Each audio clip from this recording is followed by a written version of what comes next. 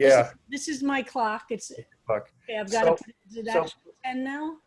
before we Is that start, for the Psalm 8 readers, I just sent out 2 emails about the recording schedule, and I'm going to stay a few minutes after 10:45 for the Psalm 8 readers people who have submitted a Psalm 8 that we're going to be recording, to talk about the recording process if you'd like to stay after class.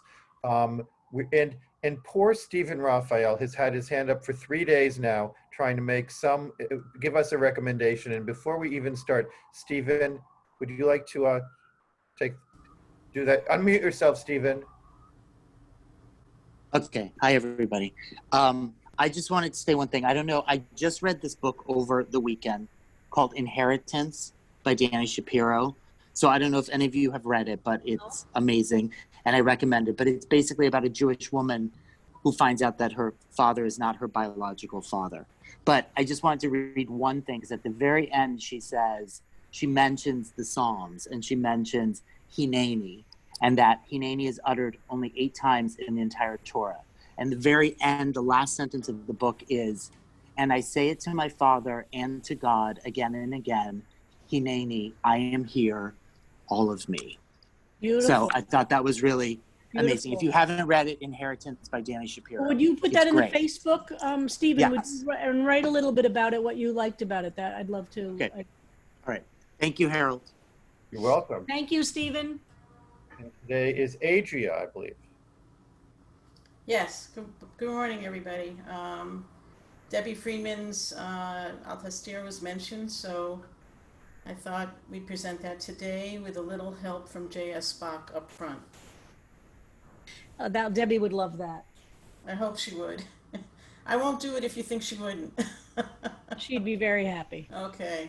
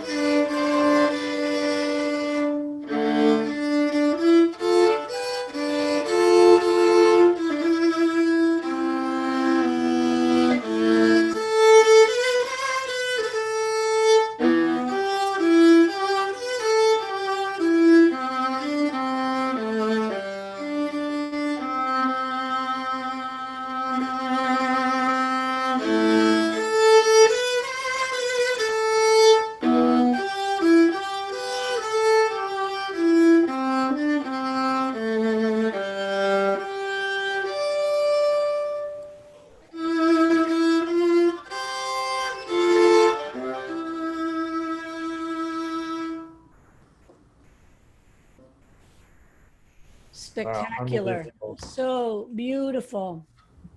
So for those of you who don't know, Debbie Friedman was a lesbian. She stayed very closeted for her career because she knew, since most of her career was singing in summer camps and in synagogues, that had that been public information, she would have lost all of her income and her jobs. And these were times when those of us who are of this age certainly remember that. And some people think that meant she didn't want to be out or had some deep shame about being a lesbian. That's not actually true. She just had a very practical, like many of us who were in careers that simply it was not a possibility. She, along with her partner at that time in 1985, organized a gathering of gay and lesbian. We just used G and L in that period. Gay and lesbian Jewish professionals. And that's when I met her, was in 1985, in the secret gathering of Jewish gay and lesbian professionals.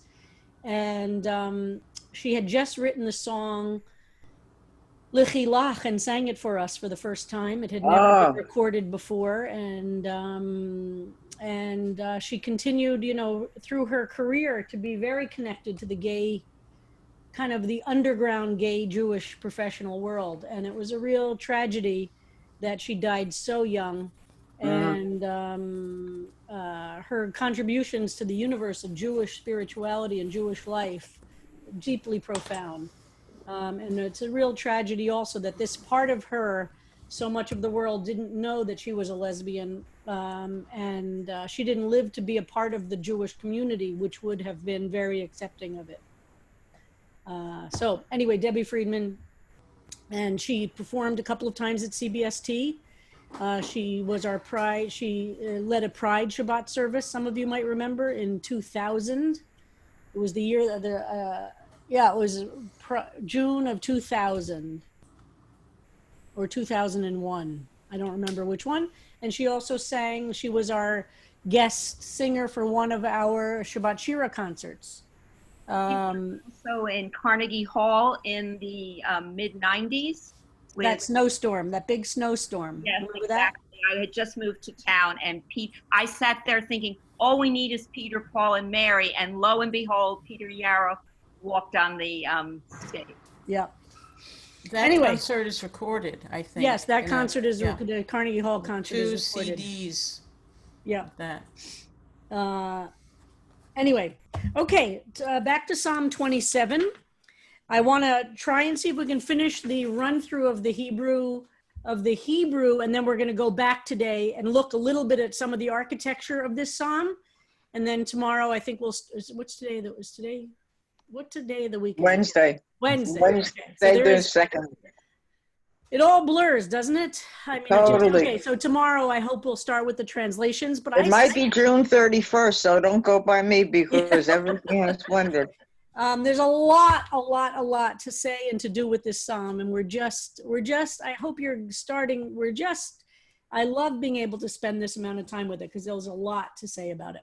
So I think we're going to go, we're going to jump in at, that's the verse 9, and I think we're up to 10, right? And then we're going to go back over it many times, so don't worry about the rhythm of the whole thing. We'll see it. Okay, is Yael with us? Indeed. By the way, there's an interesting point I want to say before Yael speaks, which is how did Israel choose the accent that Yael has for Hebrew? Since Hebrew was a created modern language in the late 1800s, the early 1900s, how did Ben Yehuda, who created Hebrew from nothing, basically, decide where the accent would go? Since most Jews at that time who were coming to Palestine were coming from Eastern Europe, how come they didn't use a Yiddish accent for the Hebrew that was spoken? This is a very, very interesting question. And why does Yael speak with her family? Yael's entire family is from Eastern Europe. And how did the Hebrew that we now know of as Israeli Hebrew have the accent it has? Very few people actually ask the question. It's a very complicated answer. Nobody knows it entirely, but just think about that the accent itself had to be chosen, had to be decided by Ben Yehuda, who was the famous, who himself was from Europe, was the famous creator. His children were the first children in modern history to grow up speaking Hebrew. And that was 120 years ago. Ish, right? This is 2020, right? I'm so bad at math. So more. Only 120 years ago, I don't remember the exact dates of Ben Yehuda, but roughly 120 years ago was the first time a Jewish child spoke Hebrew as a modern language. So, and how the accent was chosen. And we know some of the great poets of Hebrew that we think of, like Bialik.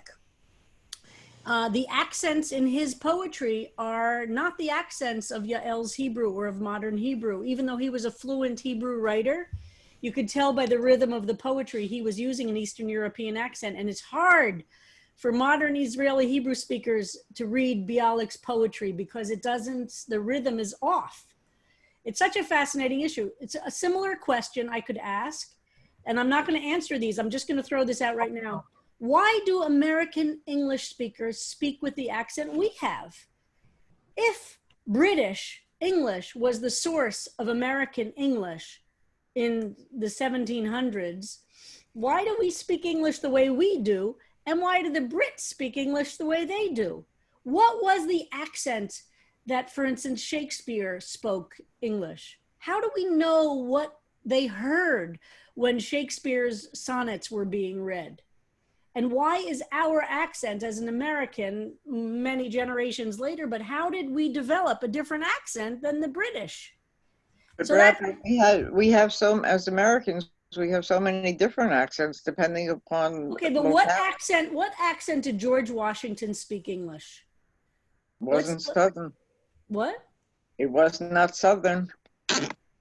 Well, it's a big, so with that, let's go to Yael reading this very famous line of verse 10. I'm going to leave you with these questions right now. I thought you were going to ask the other question was why was it Hebrew if everybody who came there spoke Yiddish? Well, that's a whole other question of why Hebrew or is they were spoken. speaking Arabic, Turkish, or German. Why Hebrew was chosen as the language for this? Why they invented a whole new language? Well, that is it's not that Ben Yehuda really invented it, but why was it chosen as the national language for the Yishuv at the time and then for the state itself?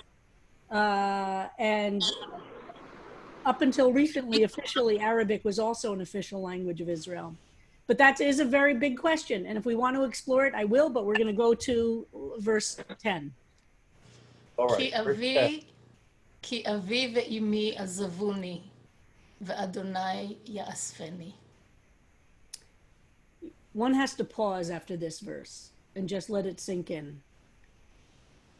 Though, or because, or as a result of, or some kind of connection, avi, my father, ve'imi, my mother. Again, the rhythm in the Hebrew is so strong. It's not just my mother and father, as the English says. It repeats, my father and my mother. The emphasis, my father, my mother, abandoned me. Again, in English, we have my and then me. So it's a little bit of a different word, but always coming back to the personal. In the Hebrew, it's very dramatic, I think, in the sound. And then we see the etnachta there under the word for abandoned. And the yud he vav he. Asaf, the shoresh for the final word, aleph samech pei, is the same word to gather up a harvest, to bring together, a gathering. So will take me in. So every word except for the first word, which is connected to Avi, and God's name has the my at the end of it, has the first person pronominal suffix, the e ending. So the rhythm of it, ki avi, ve'imi, azavuni, vadonai, yes, feni, over and over again, the sense of what's happening to me. And Randy, when we started this psalm, talked so beautifully about the power of this psalm, of this particular line, in her case where she had experienced personal abandonment by her own parents. The power of Yud He Vav He will still be there. Okay, so let's keep going to 11, Yael.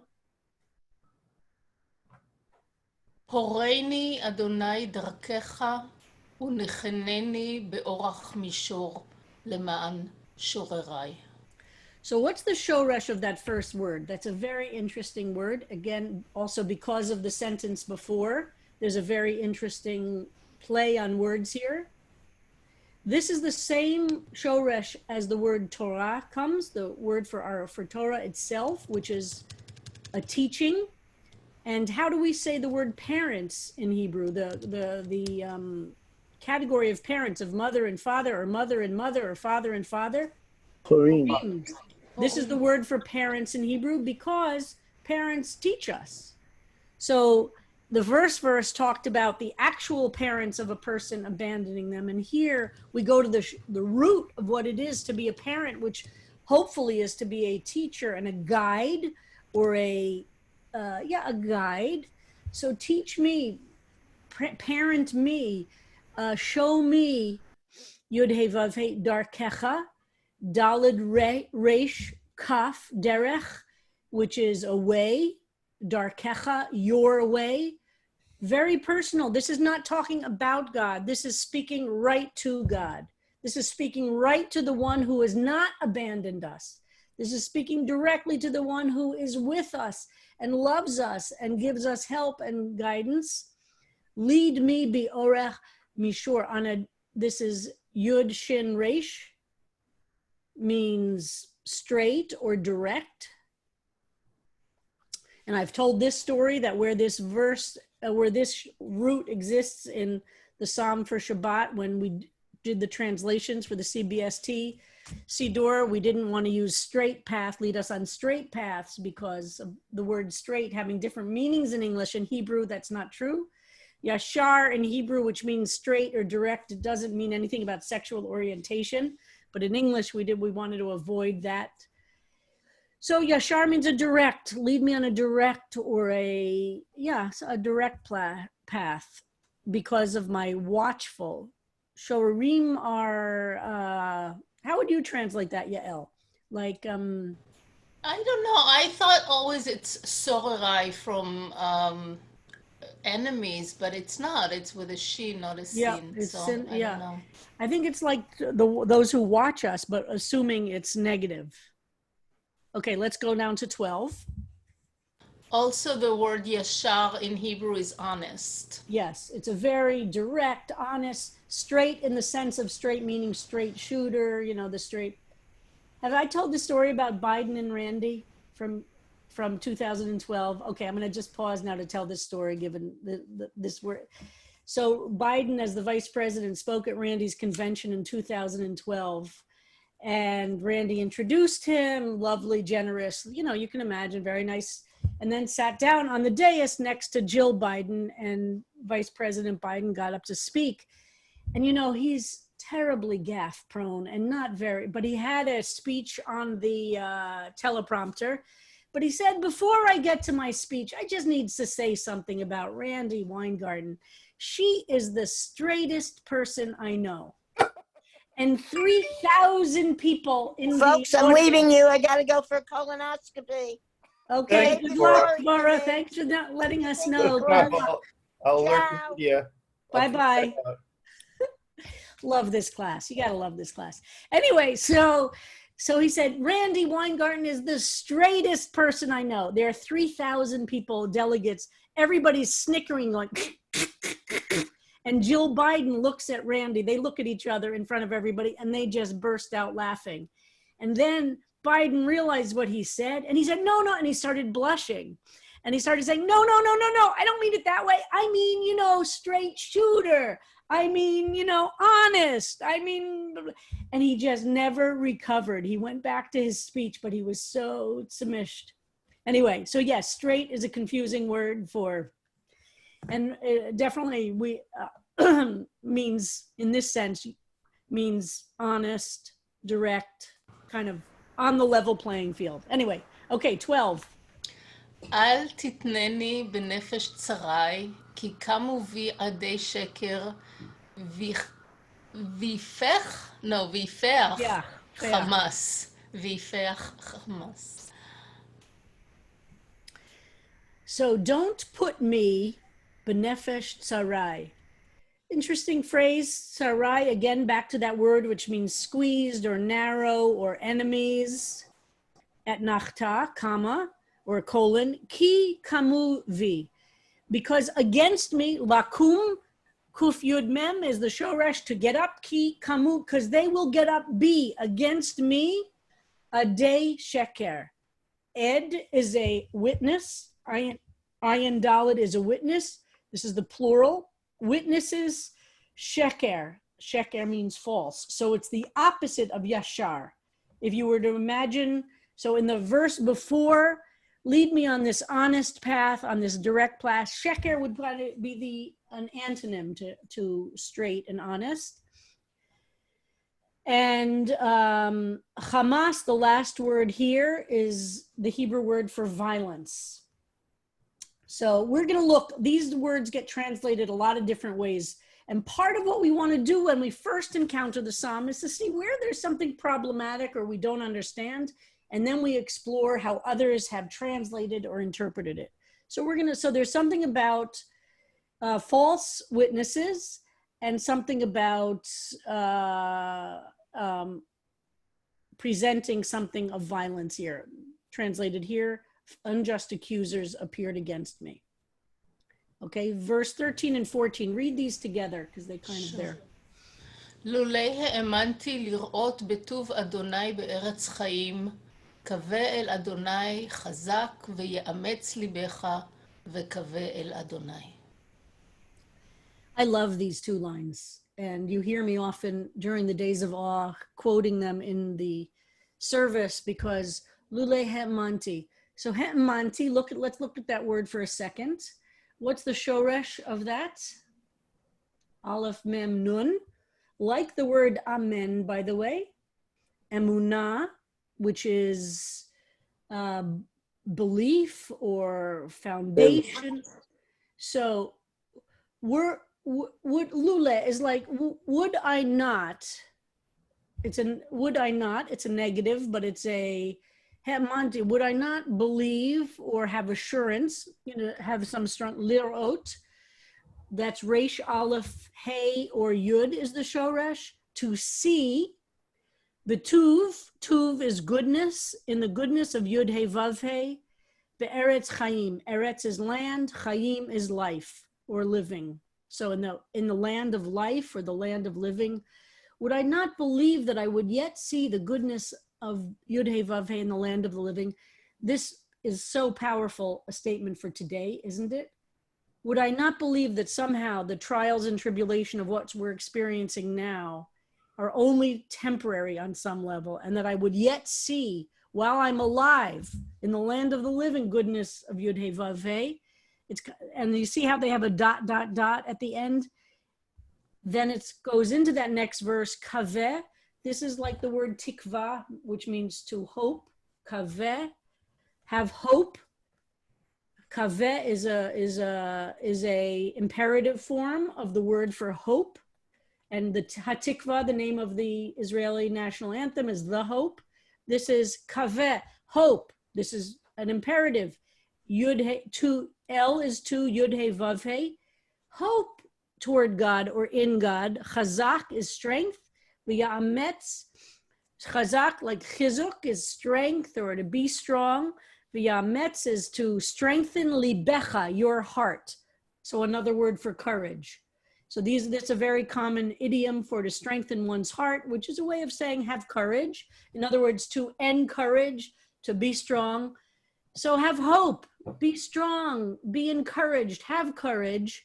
V'kaveh, there's a repetition for the second part of the parallelism. You see, so it's in the first phrase and the second phrase, v'kaveh el yud hey vav hey, and have hope, yud hey vav hey. So the last two verses are full of encouragement and hope. Okay, now that's the 14 verses of this psalm. Now let's go back to the beginning. I want to just point out something about the structure, and then I'll open it up for the rest of this session, and tomorrow we'll start looking at translations.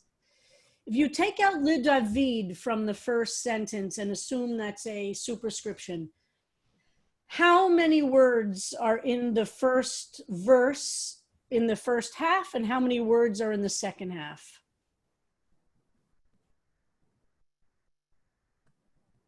Waiting for a hand. Still waiting. Yael Bat Chava. 5 and 5. So the first sentence is the biblical parallelism. The first phrase has 5 words. The second phrase has 5 words. What about the second line?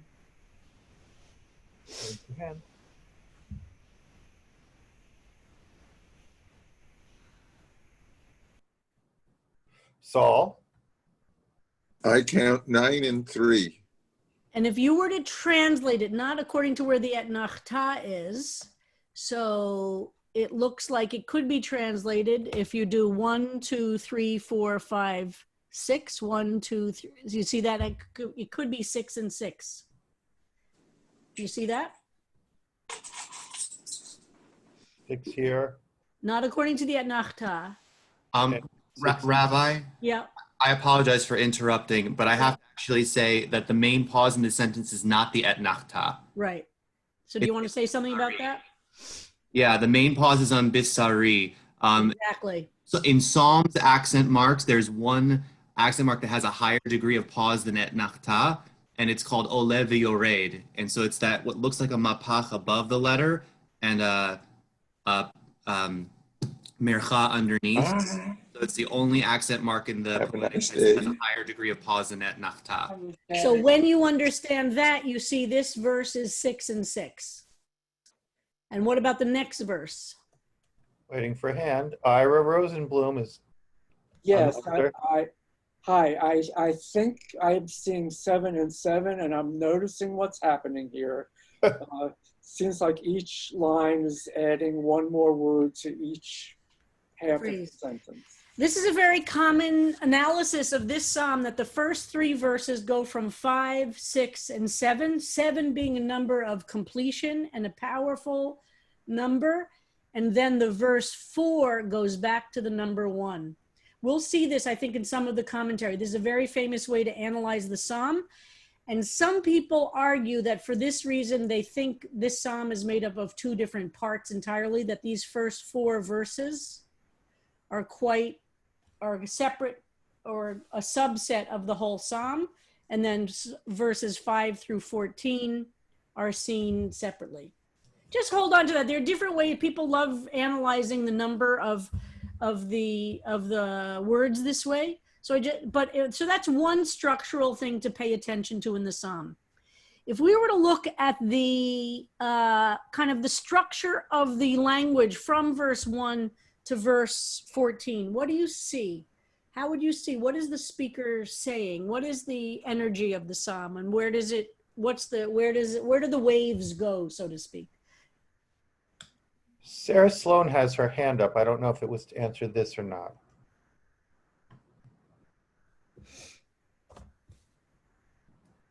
Sarah?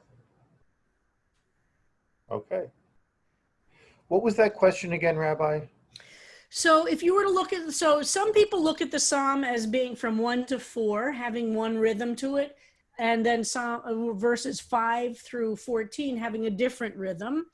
So I'm asking you to kind of, how do you feel the rhythms of the psalm? I personally think it's one psalm with different rhythms because they're doing different things. But let's look at it. What do the first 4 verses bring to you? Let's just the first 4 verses have a rhythm, I think. Okay, Robin Basla has her hand up. I think the first 4 verses are of ones of great hope. I don't know if that's what you're asking, but that's what I get. It's up to you. I mean, there's not, and you see that Yud He Vav He is often referred to in a third person. There's a lot of confidence. Usually in the Psalms, when Yud He Vav He is referred to, it's more confident in some ways. And it moves into 5 through 14. Look at that. But I still think it's one psalm, by the way. In this argument, I think it's one psalm. But I think the first 4 verses have a lot of confidence in it and a feeling of assuredness. And then the speaker, I think, starts to get a little bit more scared. Kristen? I think I was going to say something similar, like the first part seems not only just confident, but like they're trying to build themselves up and talk themselves up and prepare. But then there's like a quietness, a vulnerability of considering like, okay, but I need this in order. And then it moves into like, oh my God, what happens if I don't? I think is what comes in later. I feel that too. And you'll notice that the transition for me really happens in line 7, where it's, for me, line 7, you notice the transition is from talking about Yud He Vav He to talking directly to Shema Adonai Koli Ekra V'choneni V'aneni. Like it's the direct, as opposed to God will take care of me, or the power in the universe will give me strength. And then in this sense is very direct conversation. Do you see that rhythm, that change? No. And we see it through the end of that psalm. So let's open it up just for any questions or comments about the psalm as a whole. Linda Solomon. I'm sorry, but I can't get my hand to show on the, on my. Okay, wait, hold on. Linda Solomon is being recognized. And Okay. then we'll deal with whoever it is who just spoke. Linda? That was Karen. What I see is that there is, the beginning is like setting up for the request. Then in this middle part is the command to God, the hear me, see what I need. And now, and then the last part I see is how it's resolved, that God, this is how God will help me and take care of me. Beautiful.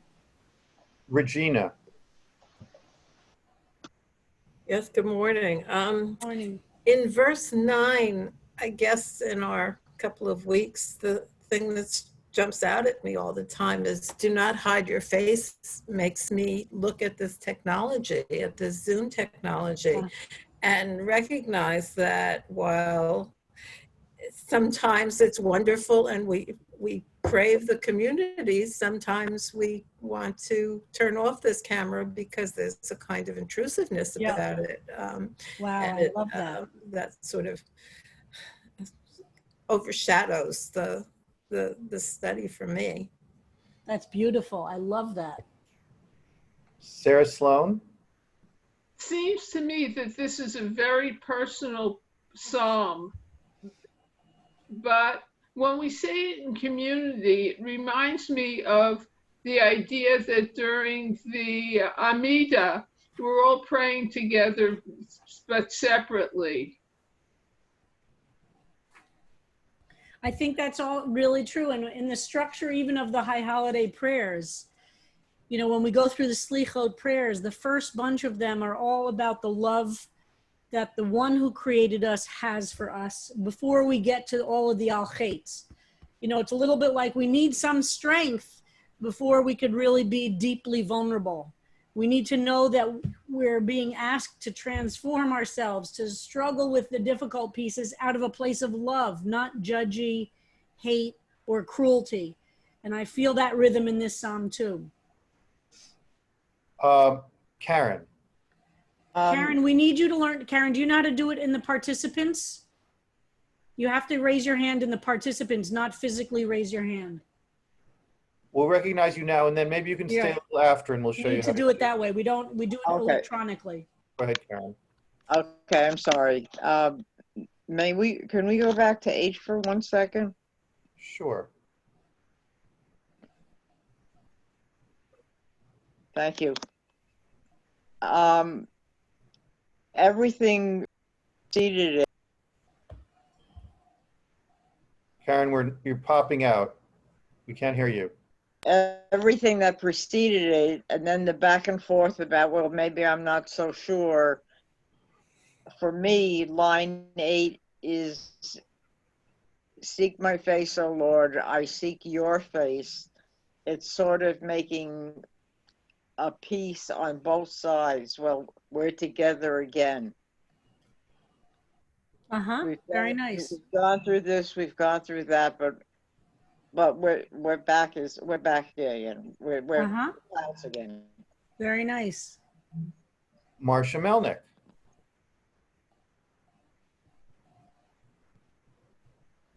So this is such a powerful psalm.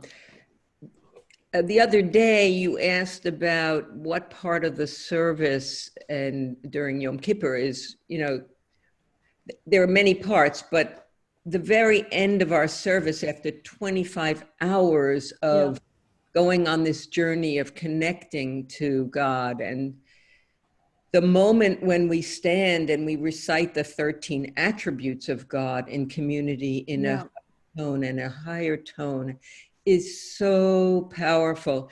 And you had said, I don't know what day it was, but that look for how many times Adonai is mentioned in this psalm, and it's 13 times. And it made me think, are the times that it's mentioned here have any correlation to what we say when we say, El Rachum V'Chanum Erech Apayim, and I couldn't find, the correlation exactly, but it spoke to me in a deep way. So I wondered what is 13? What is the magic? Well, the Mefarshim, the rabbis' traditions say that that's one of the reasons that this psalm is a psalm for the days of awe, because of the 13 attributes of God. That each time we say Yud He Vav He, this is a psalm of deep comfort and of deep forgiveness, a psalm that reminds us as we're preparing for Rosh Hashanah and Yom Kippur, that we say it all this time, that we're not talking about the angry God at this moment. We're not talking about the God of judgment. We're talking about the God of compassion and of rachamim and of love and of caring. And it's a way of helping us prepare, because you can't be vulnerable if you think the judge is judgy and cruel. You can be vulnerable if you think, as I often say, it's like thinking your best friend who loves you for who you are, but also knows you could do better.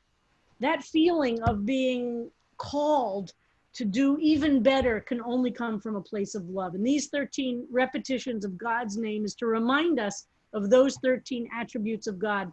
And those 13 attributes are all about compassion and forgiveness. And we need to feel that level of compassion and forgiveness to be able to say, I screwed up. Otherwise, we're rigid and defensive. And so it really and absolutely the rhythm of those 13 presents of these, of Yud He Vav He, is there as a reflection of those 13 attributes, according to our tradition, that gives us a sense. Every time we say it, we're invoking that on some level to remind us it's compassion. It's about compassion. It's about forgiveness. It's not about judgment in a cruel or rigid way. Such a isn't that powerful? So powerful. Yeah. Gail, Malka Meister. For me, the rhythm of this psalm, the first 4 verses are out there, bravado, getting himself worked up. And starting at verse 9, I'm so struck by the rawness, the acceleration of this urgency, like clutching on God's hem, oh, don't do this, don't do this, don't do this. It's so exposed, it's so amazingly powerful. I'm so glad that whoever edited these didn't edit out verse 13 as would have been my instinct to do. It's like, well, this doesn't belong here. It's an unfinished thought, but it is so perfect as a transition. It could be that if you take the first 4 verses, God is my light and my strength, and then pair them with the last verse, it's as if that's a big public speech, an exhortation to the troops, but verse and very public, but the rest is private, intense to God. That's what I make of this psalm, and I love it. Beautiful. And this like all the psalms, to sit down with the psalm and to try to put each of these verses in your own language, to make each word mean something to you. That's the work of reading the Psalms, is to try and say, okay, if I were to say this verse and mean every word in it, what would those words be like? Wow. Joan Friedman. Yeah, so I thought what Regina said, connecting up, do not hide your face with me, with how we might feel on Zoom and might turn off video, which I often do. That was wonderful. It just adds so much depth, because God starts coming into this as a subjectivity, like a parent who is always available but needs some privacy. Yeah. Or, the whole story that to create the world, God had to get out of the way.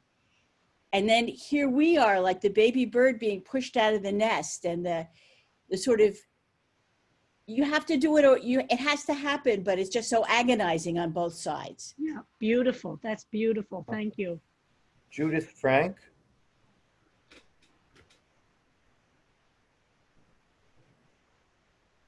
Judith Frank, are you there to unmute yourself? Let's go to Ben Shafran. I'm here. I'm sorry. I just took me a minute to get to it. When the part where we're asking God to show his face to us, I always think of when God told Moses, "You cannot see my face and live."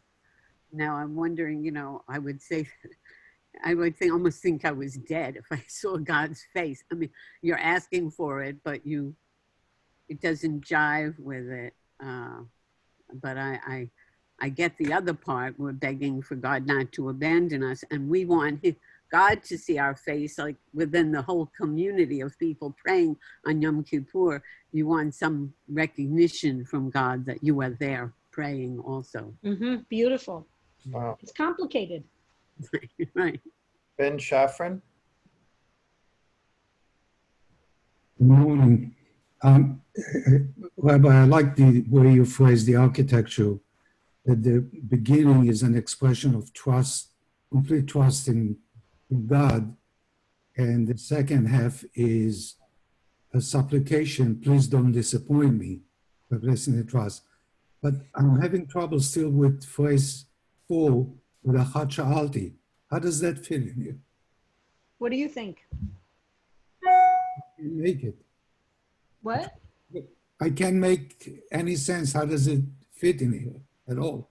For me, it's a little bit of a fulcrum verse. It's a fulcrum part of, for me, a little bit of a fulcrum part of the psalm. I don't think it's the only fulcrum part of this psalm. Sometimes there is clearly one.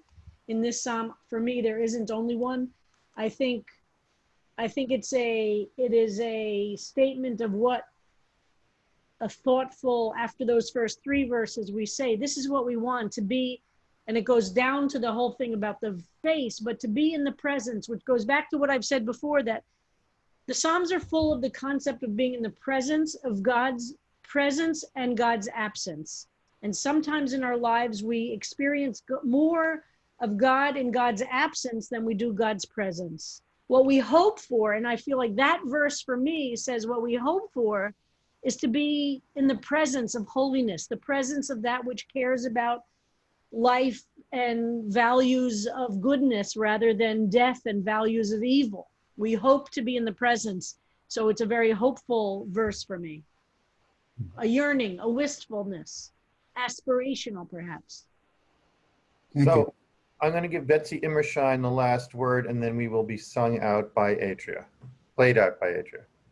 Oh, wow. So it's interesting, Rabbi, what you just said, because I was going to comment about verse 10, which I'm aware we really haven't talked about in terms of my mother and my father abandoning me. And I think, every time I even now, my heart skips a beat when I read this. It's just so painful to me personally, and I imagine for everyone here for their own different reasons. But hearing you talk about verse 4, I find the 2 of them, which is the other verse in this that so moves me. It's such a, I think I'm able to tolerate verse 10 because verse 4 is there. It's like trusting and knowing God's presence, that I can tolerate and believe that I can survive my mother and my father and my family abandoning me. And so if we think about the arc of the psalm, early on to have that sense of God's presence, it's like, it's what you've said otherwise. I'm building up my strength to acknowledge my vulnerability. So it's the arc of strength and pain and then coming back out of it again. It's like doing spiritual scales before you play a big piece, or whatever Adria does to warm up before she jumps in, or exercise. For those of you who do that, you have to do certain things. You have to exercise certain spiritual muscles before you can do other things. It's the same thing. You can't, there's a way that you have to get warmed up a little bit. And that's what, so I won't say more. Tomorrow we're going to start looking at other translations and bringing these questions and exploring, because there are some problematic words here and phrases, and we'll explore how others have accomplished a resolution to them. And we urge people to, if you're moved, to write your own. So just a tiny bit of housekeeping. Anyone who's making a recording of Psalm 8 should, if possible, stay with me for a few minutes for instructions. Please check your emails. I will be sending out the translations, and we're doing it a little differently this time. I've included the translations from the CBST Friday evening Siddur and from Machzor Lev Shalem, which we'll be using for the high holidays. I think those are two particularly important translations for 27. And along with the translations in whole, I have done a synoptic look at line by line with the Hebrew in the 5 translations we're looking at, so you can really take a look very closely how each of the translators handles each word and phrase and idea. With that, we go to Adria.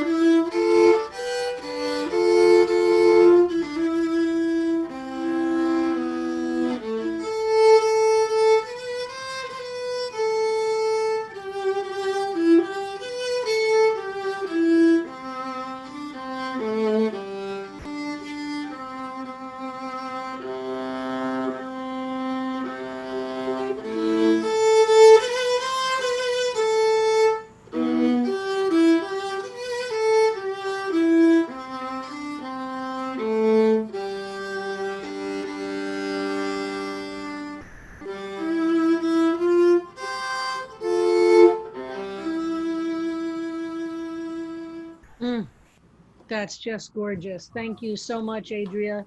Thank you, everybody. I have to run for other things now. We're in a very busy season, but Harold will stay with you, and I look forward to learning with everybody tomorrow. And next Monday night, we're going to continue the Machzor studies, even though it's Labor Day. Same thing with Psalms in the morning. Bye-bye, everybody. See you soon. See you tomorrow. Bye. Thank you. All right.